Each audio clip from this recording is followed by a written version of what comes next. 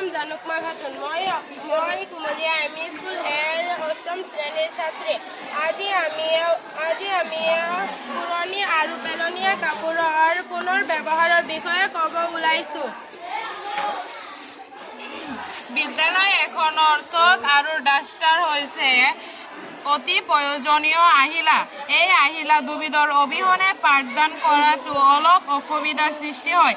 আমি এই ডাষ্টাৰবিধ বজাৰৰ পৰা কিনি অনাতকৈ ঘৰৰ কিছুমান পেলনীয়া আৰু পুৰণি কাপোৰৰ সহায়ত ইয়াক তৈয়াৰ কৰি ল'ব পাৰোঁ। পুৰণি কাপোৰ আৰু বেজিক সূতাৰ সহায়ত আমি ডাষ্টাৰ তৈয়াৰ কৰিব পাৰোঁ। ইয়াৰোপৰি আমি পুৰণি কাপোৰৰ সহায়ত জাৰৰ দিনত গাত ল'ব পৰা নিহালি বা কঠা, ভৰিৰ মোচা, পাইদান, পুতলা ইত্যাদি বহুতো বস্তু তৈয়াৰ কৰিব পাৰি। আজি আমি বিদ্যালয়ৰ পুৰণি আৰু পেলনীয়া কাপোৰৰ সহায়ত ডাষ্টাৰ তৈয়াৰ কৰিছোঁ আৰু ইয়াৰ ব্যৱহাৰ দেখুৱাইছোঁ। ইতিমধ্যে আমাৰ লগৰীয়াসকলে ৪-৫টা ডাষ্টাৰ বনাইছে। ইয়াৰে মই এটাৰ ব্যৱহাৰ কৰি দেখুৱাম।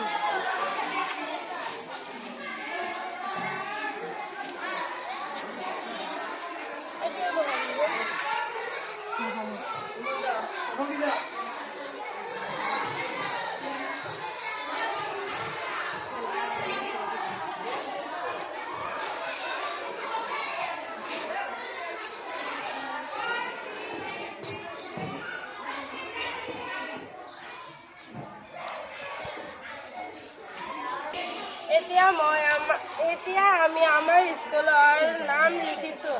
এতিয়া মই এইটো মোহাৰি দিম।